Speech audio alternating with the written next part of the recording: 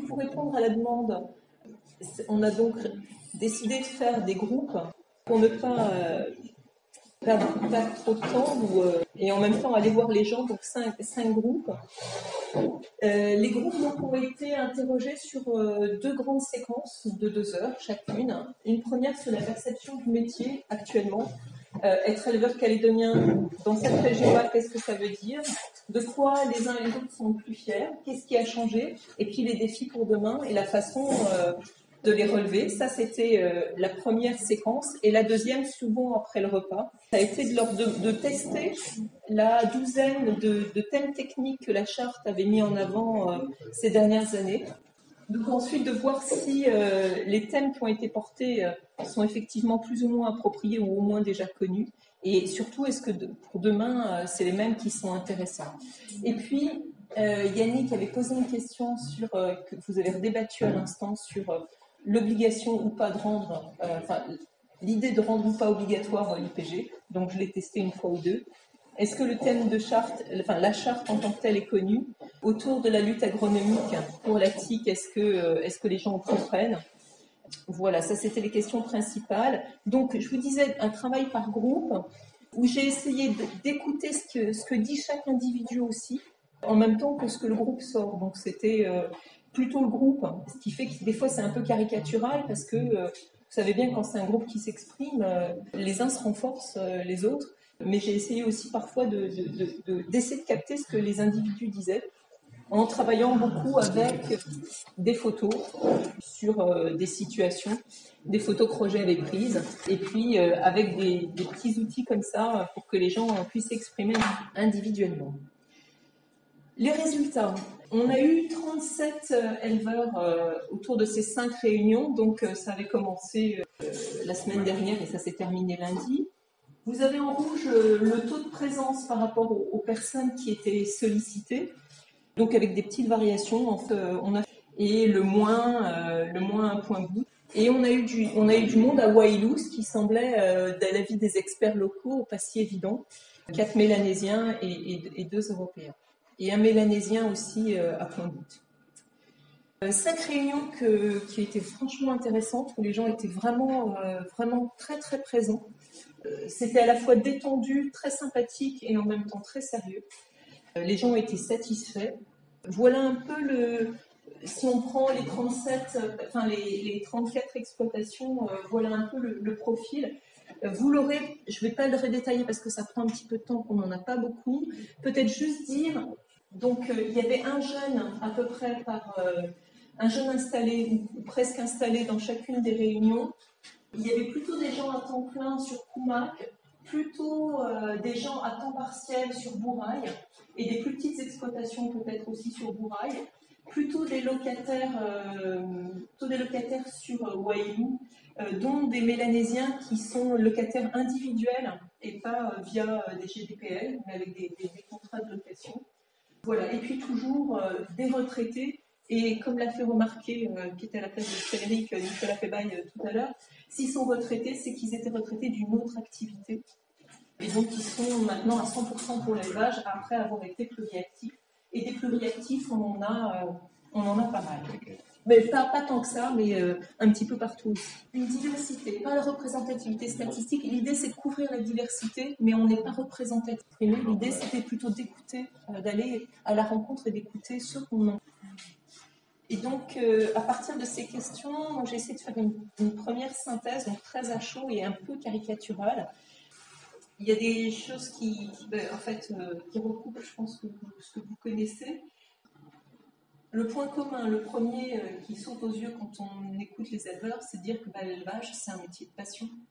C'est une passion pour les animaux, que ce soit les vaches toujours et les chevaux aussi la plupart du temps, mais aussi autour d'une vie au grand air, d'une certaine liberté, d'un mode de vie. Voilà. Un éleveur mélanésien d'ailleurs, disant voilà, moi ce que j'aime c'est le contact avec mes animaux, d'être dans la nature, même si je ne gagne pas beaucoup d'argent et que je dois faire du maraîchage pour nourrir mes enfants et payer les factures, en fait, c'est une passion et je ne peux pas me passer, si je reste plus de 3 jours ailleurs que chez moi, ça ne va pas. Dès qu'ils ont dit ça, souvent les éleveurs ils rajoutent ah ouais, mais c'est aussi un métier difficile. C'est beaucoup de travail, c'est même de la négation, il faut du courage, il faut de la volonté, et ça tout le monde l'a dit. Et par rapport à avant, c'est un métier qu'on fait de plus en plus seul, on est moins aidé par la famille, on nous donne moins la main, il n'y a pas grand monde qui a envie de venir ramasser le bétail avec nous, et même il y a certains qui disent voilà, ça n'intéresse plus personne de donner la main, on est tout seul. C'est pas tous, hein, c'est juste quelques personnes, mais ça a été dit quand même plusieurs fois. Et pour certains, surtout là, pour l'un qui est pluriactif, comme c'est quand même un métier exigeant et au quotidien, le fait d'être éleveur nécessite de passer du temps et parfois c'est des concessions sur le temps familial qui n'est pas sans conséquence. Néanmoins, ils disent tous que c'est un métier qui s'est transformé avec des plus, avec des moins. Alors les plus, c'est qu'il y a plus de spécialisation, ils le vivent comme ça. Un métier qui est plus technique. En particulier, voilà, il faut manipuler de la génétique, des semences aussi végétales. Il y a plus de matériel, donc c'est plus facile, et en même temps ça coûte plus cher. Des chiens fourrageurs, des enfants pieux. Il y a globalement plus de professionnalisme, c'est comme ça qu'ils se vivent. Et en même temps, du professionnalisme, mais une exigence de professionnalisme. Parce que les éleveurs qui en vivent, disant ok, on est éleveur, mais on veut aussi retirer un revenu. Et donc ça augmente la pression qu'on se met et la nécessité d'être le meilleur possible. Ce qui est nouveau aussi, c'est qu'il y a plus d'administratifs ou de l'administratif avec des outils informatiques. Et sinon, côté moins sympathique, du stress. Apparition du stress dans le métier de l'éleveur, autour des papiers, mais aussi du temps pour faire les choses. Il y a un éleveur qui disait, moi, j'aimerais bien continuer à être à cheval, mais je ne peux pas, j'ai pas le temps. Je vais prendre mon quad, parce que on en parlait ce matin, le temps que je selle mon cheval, j'ai pas le temps. Voilà. Donc lui, c'était un pluriactif aussi. Voilà. Aussi cette notion de stress. Alors il y a aussi des moins, mais qui disent un peu la même chose. Moins de surface par exploitation, donc spécialisation, donc professionnalisme. Moins de race européenne, et ils disent que la TIC a complètement modifié le métier avec l'introduction des bos indicus. La main-d'œuvre familiale, j'en ai parlé. Ça veut dire parfois plus d'employés et en même temps la difficulté de trouver des employés qualifiés, en particulier dans le Grand Sud. Moins d'installations de jeunes et de fait moins de temps. Je me suis essayée, mais ça vaut ce que ça vaut, à une petite typo, parce que je sentais qu'il y avait comme une sorte de tension entre tradition et modernité chez certains. La plupart, ça a l'air très, très paisible, assez serein, le fait d'être à la fois sur un modèle traditionnel, continuer à utiliser ses chevaux, à être dehors et à valoriser ce métier au grand air. Et ça ne pose pas de souci d'intégrer l'informatique, la gestion de la génétique, la lutte contre les tiques, c'est pas un souci. Il y en a quelques-uns quand même pour lesquels c'est un peu moins simple. Et donc pour certains, il y a peut-être un petit quelque chose qui est donc plus subi, avec plus d'inconfort. Des éleveurs en particulier, à temps partiel, qui disent on peut plus utiliser nos chevaux, on y a renoncé. Maintenant, c'est la course à l'argent. Bref, le métier, on ne le ressent plus, c'est un peu compliqué. Voir un troisième groupe, un peu en décalage, mais c'est juste un individu, donc c'est peut-être un épiphénomène. Quelqu'un qui dit, non, moi je ne suis pas éleveur, je suis vraiment autre chose. Être éleveur, c'est juste être stockman et d'avoir ces animaux derrière les barbelés. Maintenant, moi je suis agriculteur, je cultive l'herbe, j'observe, j'ai une démarche scientifique, je suis aussi un peu vétérinaire. Voilà.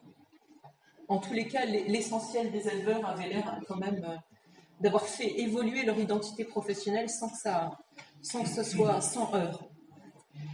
Deux autres questions qui reviennent. La question initiale de la rentabilité, qui est essentielle pour certains.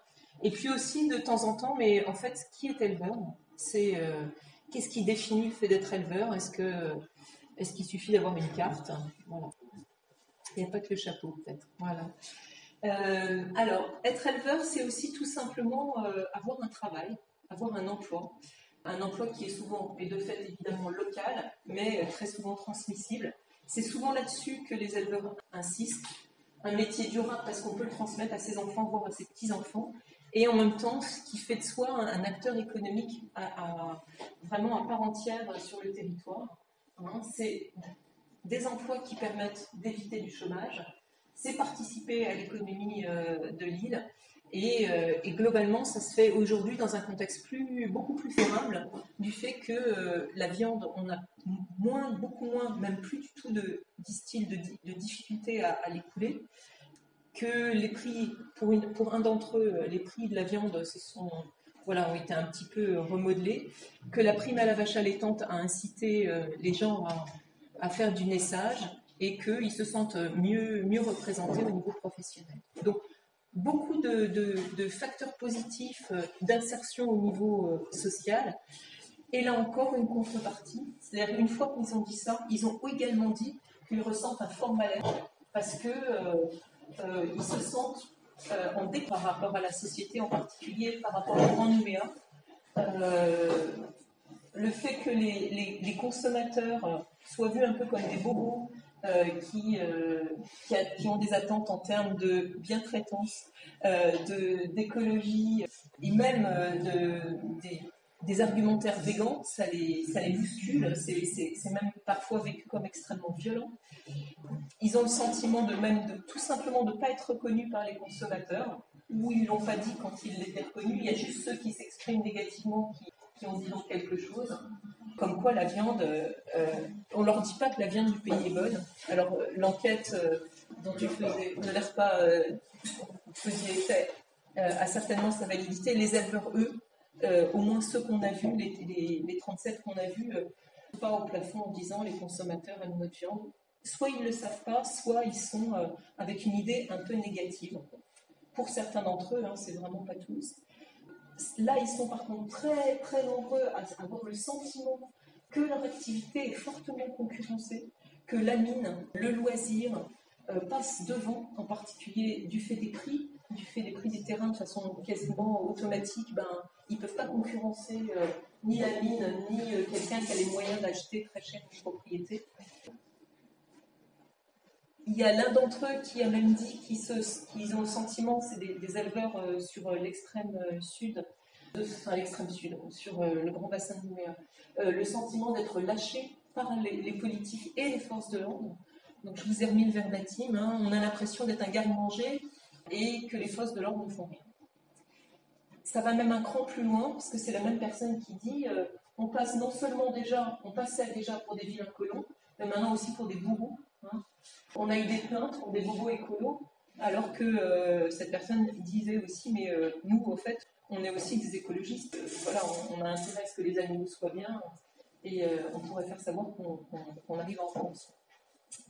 Voilà, je reviendrai sur les deux points parce qu'ils sont présents ailleurs. Néanmoins, malgré le fait d'être chahuté, un peu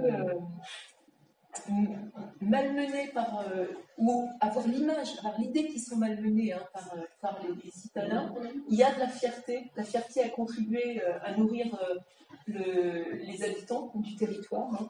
C'est une fierté que de fournir de la viande, de pouvoir, pour un éleveur mélanésien, c'est de pouvoir donner des animaux pour la coutume. Quand on les lui pique pas, il préfère largement. Et puis en rigolant, il y en a un qui aime dire, voilà, c'est ce qu'on disait Cindy, c'est nourrir ses consignes. Et sinon, pour la question foncière qui reste vraiment centrale dans la façon dont les gens parlent il y a à la fois une très grande fierté de mettre en valeur des terrains, de les avoir défrichés, de les améliorer pour les générations qui suivent, et en parallèle de l'incompréhension du fait qu'il reste des terres qui soient non valorisées. C'était vraiment un leitmotiv que de dire mais comment on peut mettre en valeur les terres de la côte est, comment on peut mettre en valeur les domaines qui ne sont pas utilisés, ça revenait tout. Une satisfaction de voir les frais de transmission, une transmission facile de père en fils. En même temps, ils disent que ça prend quand même du temps et qu'ils déplorent le fait que maintenant on puisse installer des jeunes que dans le cadre de succession. Ça leur paraît quasiment impossible d'installer quelqu'un s'il n'est pas en succession, sinon ça coûte beaucoup trop cher. L'existence des beaux ruraux, c'est vu comme quelque chose de positif pour ceux quasiment tout le monde en parle un peu. Mais en même temps, ça ne résout pas toutes les questions parce qu'il faut un accord préalable et c'est cet accord-là qui n'est pas si facile que ça à obtenir. Et pour certains, il est même, ils se demandent la fiabilité que peut avoir un papier si jamais les tribus veulent reprendre des terres.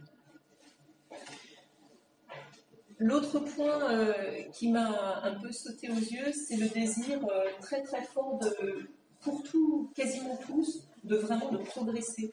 Il y a une fierté à améliorer son cheptel, à améliorer le patrimoine, à faire en sorte que voilà, on produise, on crée, on aménage. Enfin, il y a vraiment une idée, une mentalité de pionnier et de créateur derrière. Sauf pour 2 éleveurs dans la région de Vourail qui, eux, sont venus à La Réunion, mais avec un projet d'arrêter la production. Des gens sur des structures moyennes en termes d'élevage, mais des pluriactifs qui visiblement s'étaient épuisés. Et le corollaire, c'est que s'ils ont beaucoup envie de progresser, ils ont de très très fortes attentes. C'est pas laissez-nous en paix, c'est on a besoin qu'on vienne nous accompagner. On a des fortes attentes. Je vais vous en parler tout après. Et sur l'accompagnement dont ils bénéficient aujourd'hui, l'accompagnement au sens large, il y a des deux, il y a de la satisfaction et de l'insatisfaction. En satisfaction, c'est le fait pour certains que les techniciens leur donnent les solutions qu'ils attendent, que l'IPG, c'est un truc très chouette, qu'en plus ils ont été aidés financièrement pour le faire et que c'est un véritable outil, ils ne reviendraient pas en arrière, qu'ils reconnaissent pour certains avoir beaucoup d'aide, qu'être incité à produire des veaux, c'est chouette. On a aussi tout l'inverse, enfin, une partie de l'inverse, c'est-à-dire des gens qui disent mais on vient jamais nous voir, quoi. On ne sait pas où aller chercher l'info. Quand il y a des conseillers qui viennent chez nous, ils viennent, mais après, on n'a pas de retour, donc c'est un peu démotivant. Et puis, pas mal de gens disant ah ouais, c'est chouette, oui, il y a des aides, mais en fait, c'est les vendeurs de matériel, les vendeurs de semences qui, en fait, utilisent cet argent-là. Pour nous, en fin de compte, ça les enrichit eux, mais pas nous. Et puis, très souvent, des gens qui disent plutôt sur l'Est et le Nord, mais en fait, on n'est pas très bien informé des aides, on ne voit pas très très clairement. Et puis, sur le Sud, des retours plutôt en disant, bon, c'est vrai qu'il n'y a pas beaucoup de conseils individuels et en termes de qualité, on n'est pas tout le temps en phase. Donc, ça, c'était le premier point. Le deuxième, c'était sur les défis techniques. Ce qui ressort, c'est qu'il y a un certain nombre de points. Le principal, c'est les conséquences de la raréfaction de la ressource. Les gens disant, beaucoup parlent de sécheresse, en disant qu'elle est régulière, parfois certains disent c'est tous les 2-3 ans.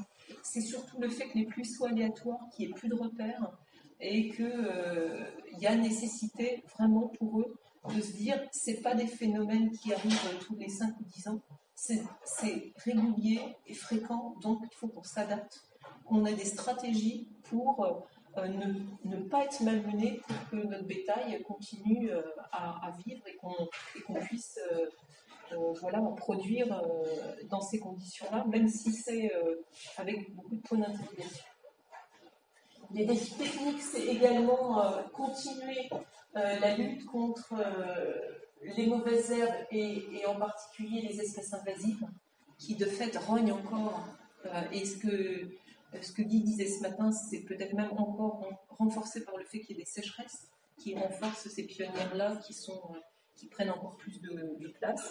Il y a de l'invasion par les espèces sauvages, les cerfs en particulier et les dingos qui sont ensauvagés.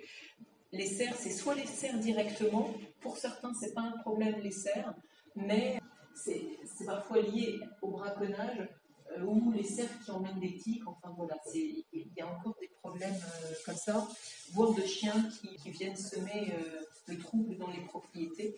La question des tiques, elle est tout le temps énoncée comme très rapidement, et dès qu'on creuse, on s'aperçoit que pour beaucoup de gens, c'est derrière. La gestion de la tique, le fait d'avoir changé de race, d'être allé sur des races brahmanisés ou autres, ça permet de vraiment ne plus subir la tique. Il y a encore pas mal de questions sur l'efficacité de la lutte agronomique. Les gens, pour certains, sont un peu sceptiques.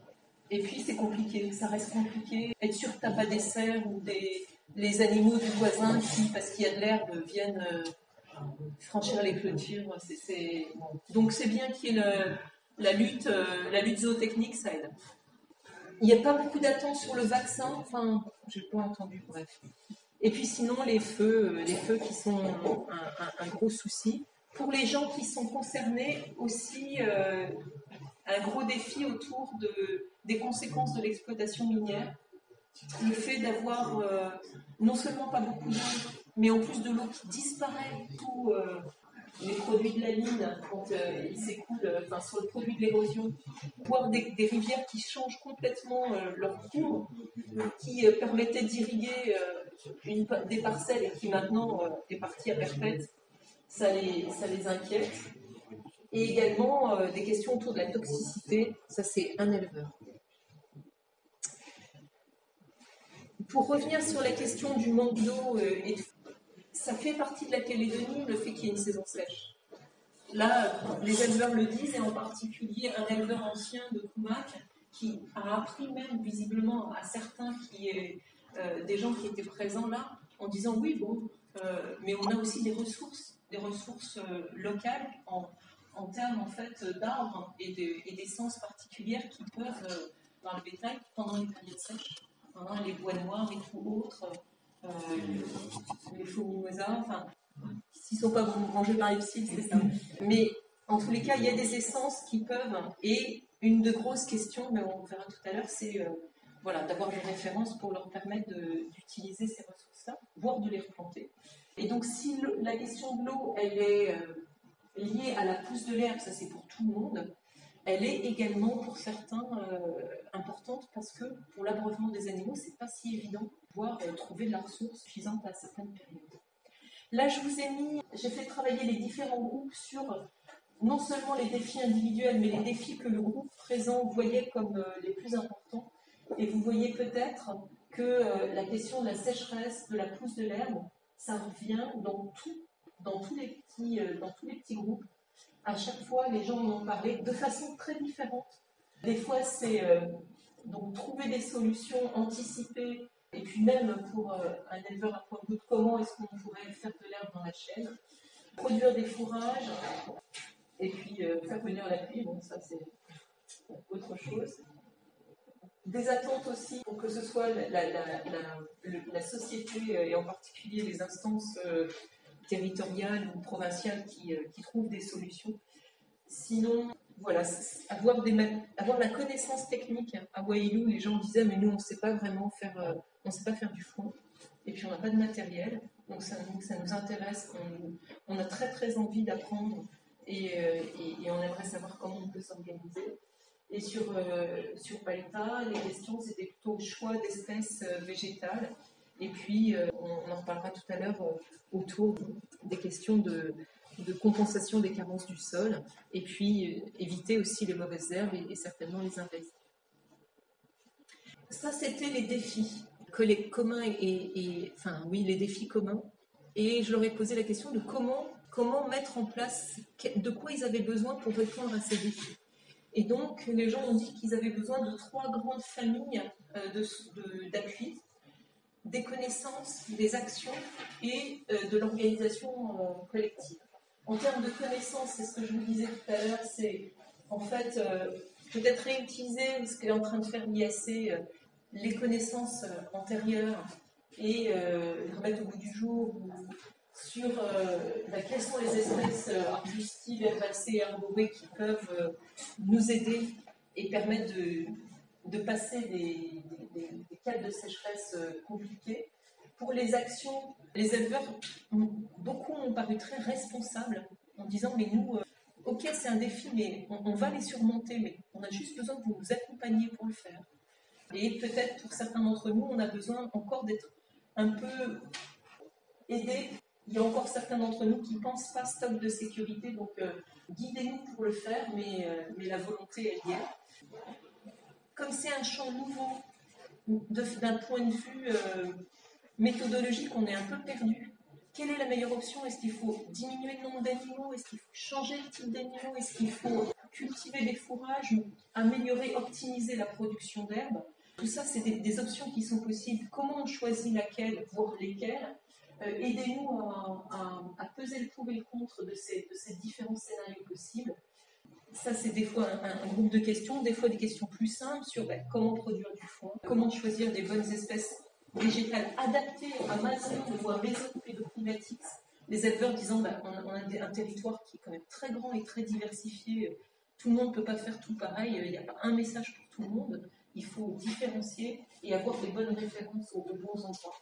Donc, faire appel, dans certains cas, au conseil d'un nutritionniste qui expliquerait pourquoi un endroit, enfin pourquoi voilà, les bêtes n'ont pas pris ou ont avorté, avoir du matériel commun. Et puis, en termes d'organisation, des grosses questions unanimes autour de fiabiliser la qualité de la foin subventionnée.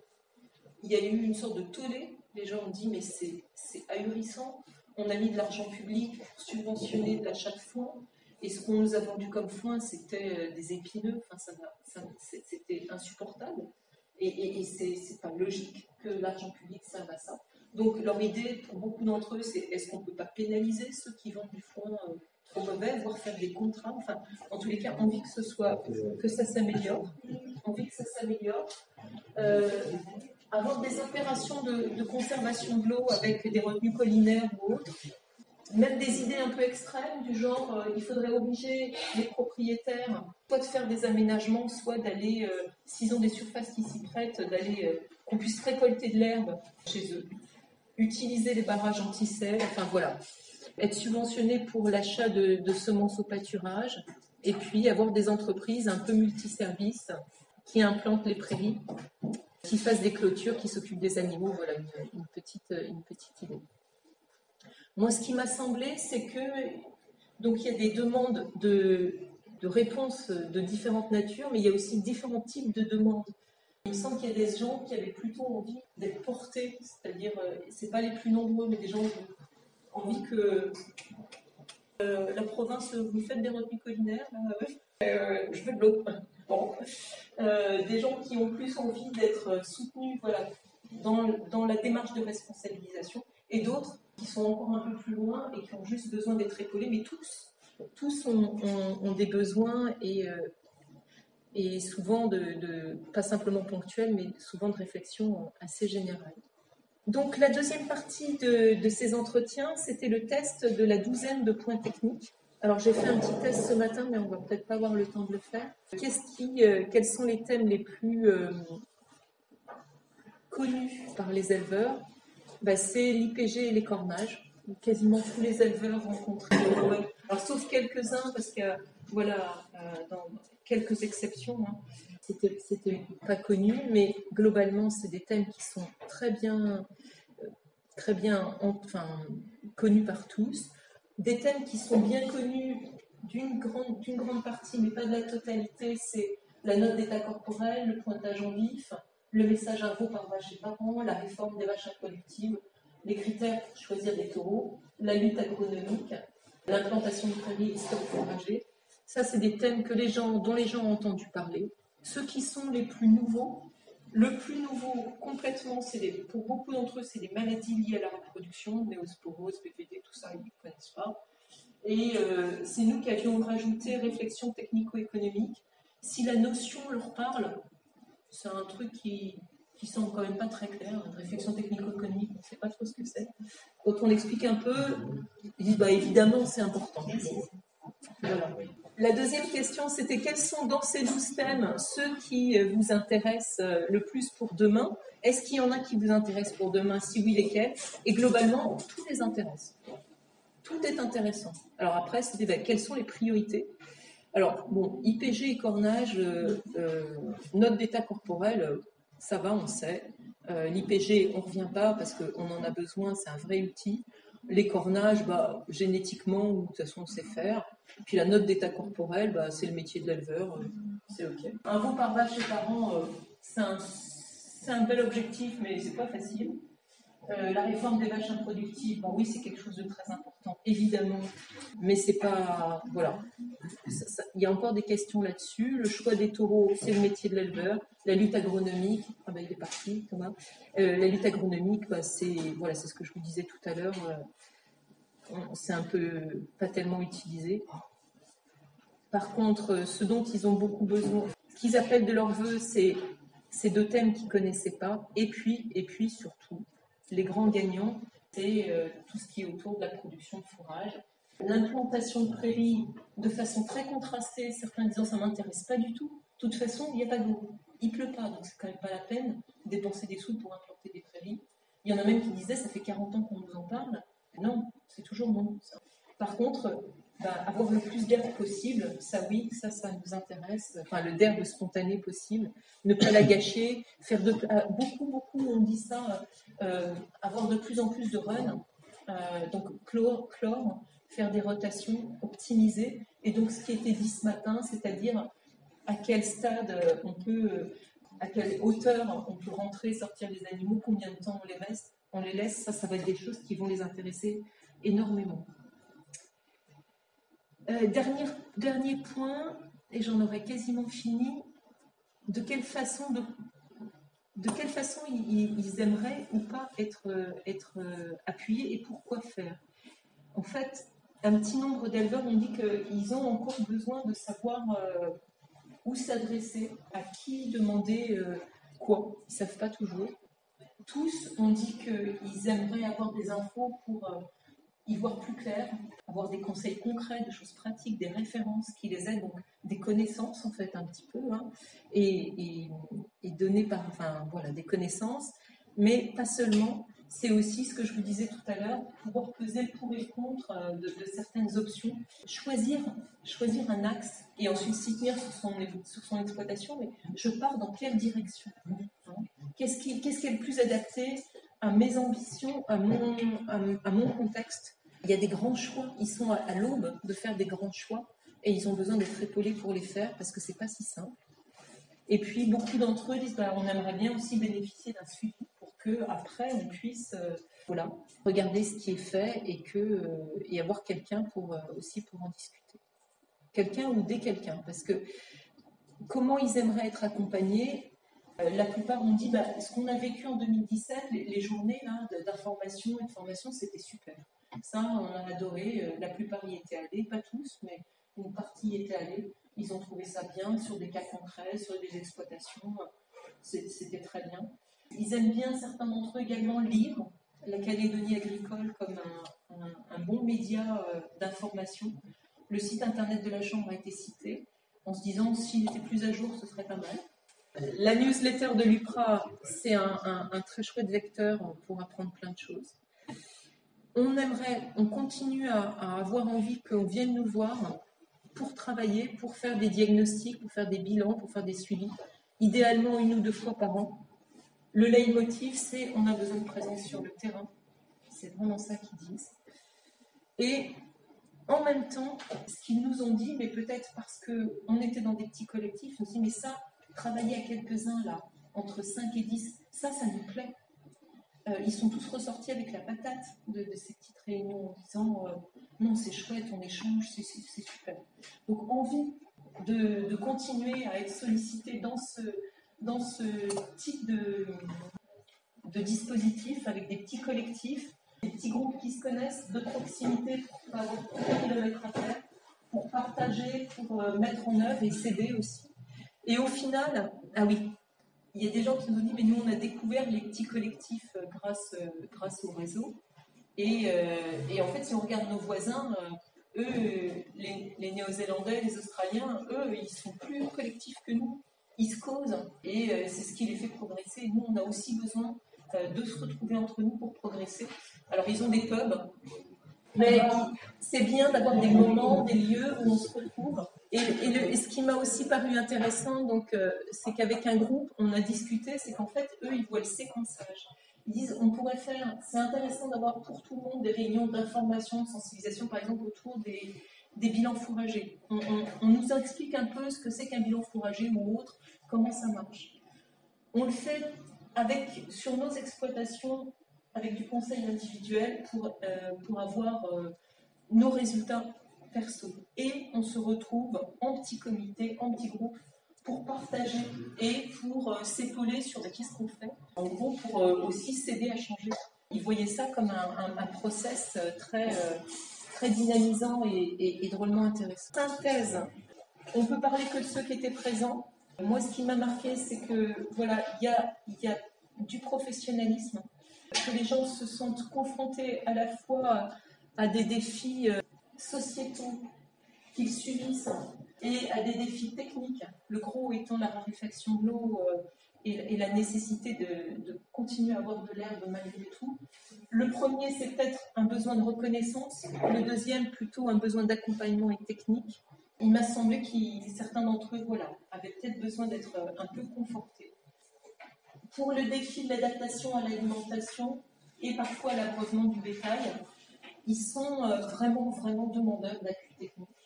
Pas simplement d'aide, ils n'ont pas simplement besoin d'argent, et même certains disent, mais à la limite, on n'a pas besoin d'aide. On n'a pas besoin d'aide financière. Nous, on est des gens responsables. On a besoin qu'on nous aide à trouver le cap qui est bon et qu'on ait les bons renseignements pour faire ce qu'il faut, mais on y va, on est prêt à le faire. Ils sont demandeurs de cette réflexion assez globale pour faire des choix éclairés, pour trouver ce qui leur va bien. Si en plus il y a de l'économique, effectivement, ils sont très preneurs. Et ce que je viens de dire à l'instant, de l'appui individuel, certes, mais du collectif, pour certains le découvrent, et l'articulation des deux leur paraît pertinente. Et c'est pas tout, aussi des attentes en termes d'organisation à l'échelle du territoire, en se disant, on a un territoire qui a des potentiels différents du nord au sud, de l'est à l'ouest. Il y a des endroits où on peut produire de l'herbe, d'autres où on ne peut pas en produire. Il y a certainement de la mutualisation entre les deux, sur des échelles plus ou moins grandes. En tous les cas,